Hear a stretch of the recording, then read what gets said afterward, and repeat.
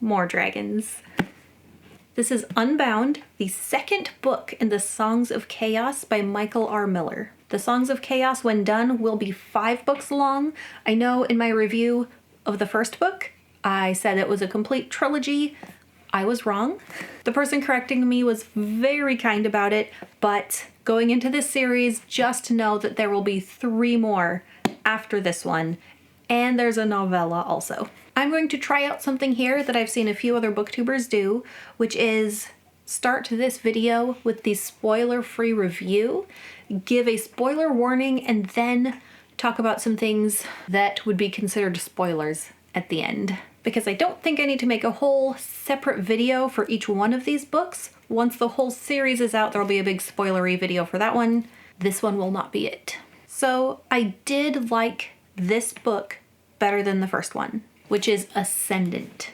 The start to the series was very, I'm gonna say reliant on its tropes, but also on the books that it was inspired by. So it was very much a, if you like this or if you like this, then you might like this. And it seemed really obvious to me, which was fine. I think it's totally fine to advertise a book like that.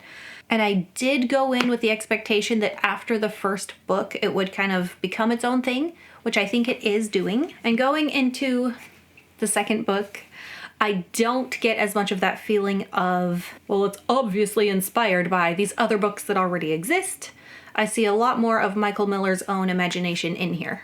It doesn't feel like it's trying to be some other story. It feels like it's carving its own path. This one is also darker than the first one.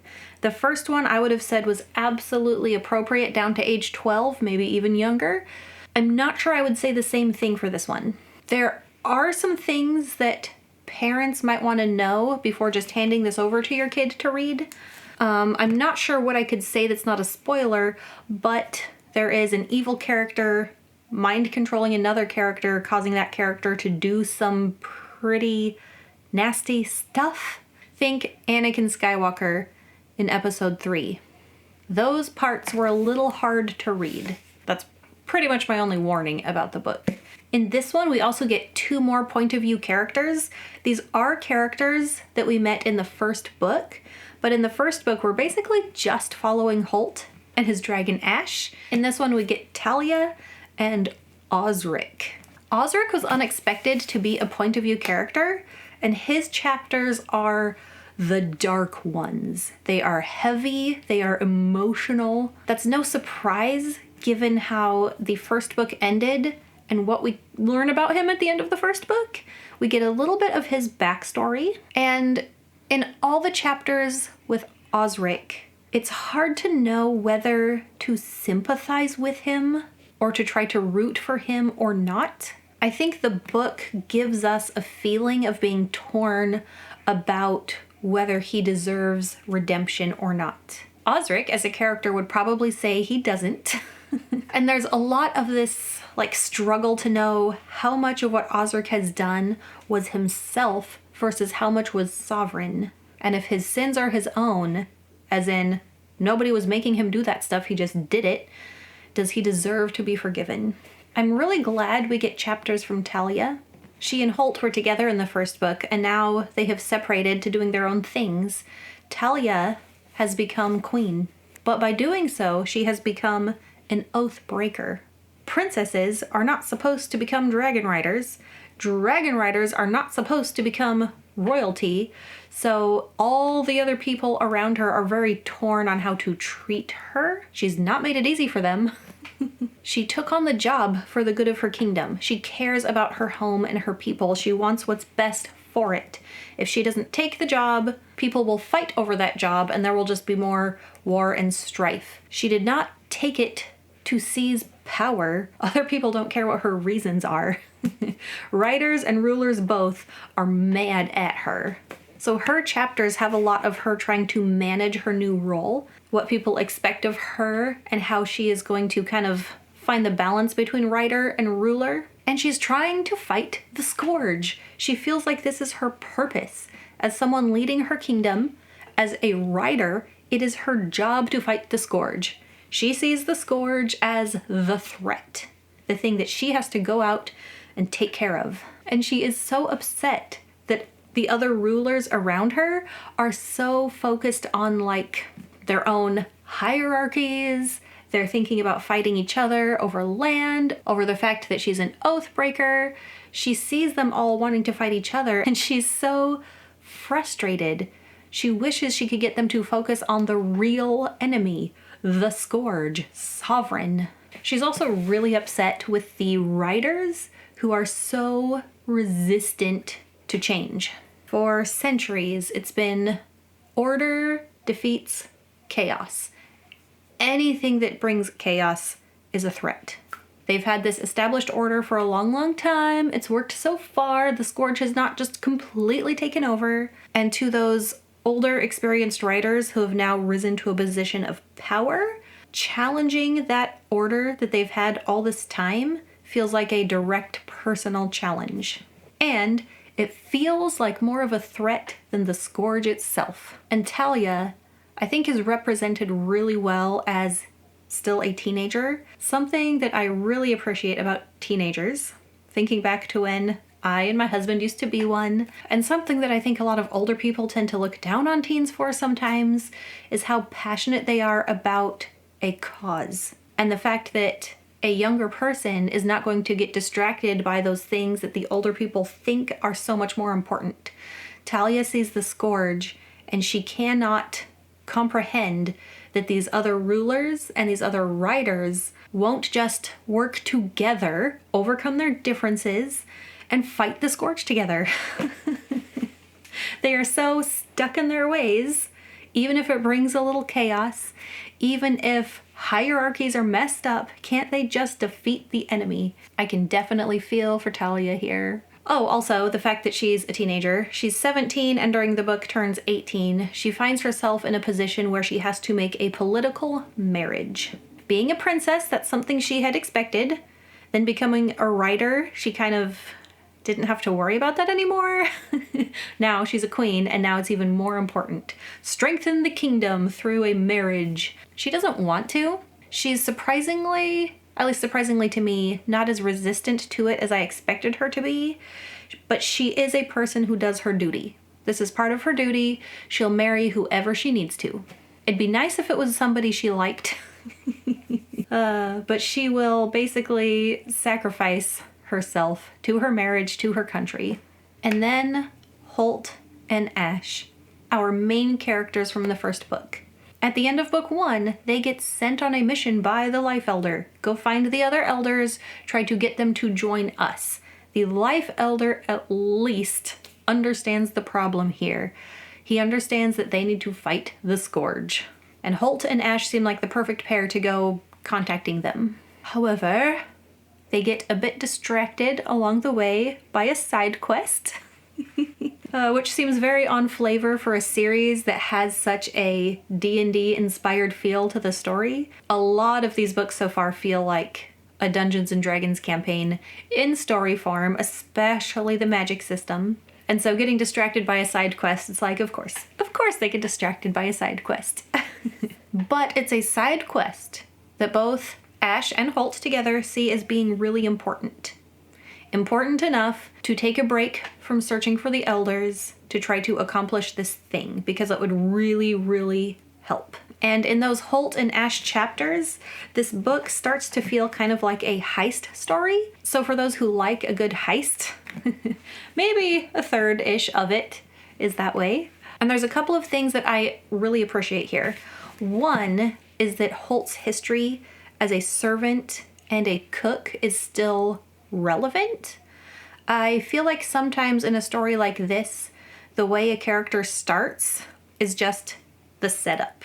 And then they enter this new stage of their life, they go on the epic quest journey, they start learning magical abilities, whatever, and what they started is a lot of times just forgotten. Like, it's not important to the story anymore because we're past that part. But all through this book, Holt is still very much a cook. And the fact that he knows how to prepare food and has been a servant comes into play in the plot, and I really appreciated that. And Holt's blindness also mattered more to the plot and to their relationship development. I had kind of felt like in the first book, not a big enough deal was made about it. It was just a plot device to make the other dragons think he shouldn't have hatched. I should have just been patient. I don't know Michael Miller well enough as an author to just trust how he will write things. But getting to this one, I was glad that it was incorporated and made into a very important thing. A person with a disability doesn't have the luxury to just ignore it. It's part of their life, especially in a very able-bodied centric world. In their world, every dragon is expected to be strong. And the way it was handled here, especially between Ash and his rider, I thought was handled really, really well. I thought it was incorporated well. There is maybe a bit of a spoiler for that aspect of the story in the cover art. If you were to look at it closely, you might be like, oh, I see what they did there. For a second book in a series, I thought it had a good, satisfying ending to this story while leading on well into the next book. And now, spoilers, the fun part. Here's your chance to pause, turn it off, whatever, or if you don't care, here we go. I knew the bard was Prince Finn. I called it. And that he would be Talia's match by the end. I'm so bad at guessing things. I was really glad to have guessed that one correctly. I can't say I was absolutely sure, but I was pretty sure. So far, still no romance, which the first book really didn't have either. Finn does tell her that his heart belongs to another, but he's willing to offer himself to her in marriage. He's not going to get the person that his heart belongs to, so he may as well serve his country by marrying Talia. I don't think that the person his heart belongs to is a man, because that was already Dreffin's reveal. He already told Talia that he was relieved they weren't getting married because not only was he not going to ever be attracted to her, but to any woman that way. And so I feel like because that was already his thing, it's not going to also be Finn's thing. But I do feel like I can be pretty certain that it's someone his mother does not approve of. Probably someone who's not royal. And he anticipates that Talia will be fine with this because her heart already belongs to Pyra. I do feel a little sad for Prince Finn that because of where he's from and what's valued in a man is something that he is not himself, that he probably feels undervalued as a person. To a certain extent, the dragon riders also value strength, at least dragons do. I have a feeling that he and Talia will work pretty well together. I think they'll be able to respect each other, and she never would have respected the younger brother, Aaron. Besides the fact that he was too much in his mother's pocket or whatever, he wasn't very smart. Talia was already getting so mad at him because he wouldn't respect her and just listen to her, and then he got himself into trouble, and I don't think that's a good way to start off any marriage, and a political one needs to have at least a little respect. I also really want Holt to get a sword. We saw that Osric learned how to do it, and by the end, Talia was making dragon steel and making a crown, but I think Holt's sword could be really cool.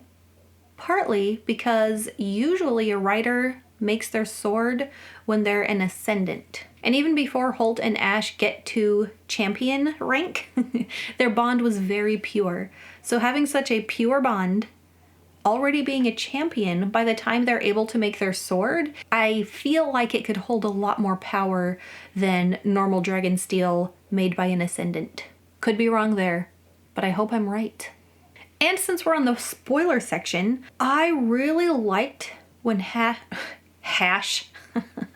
when Holt and Ash went down into the cavern to force their bond to grow. Ultimately, Rake was right.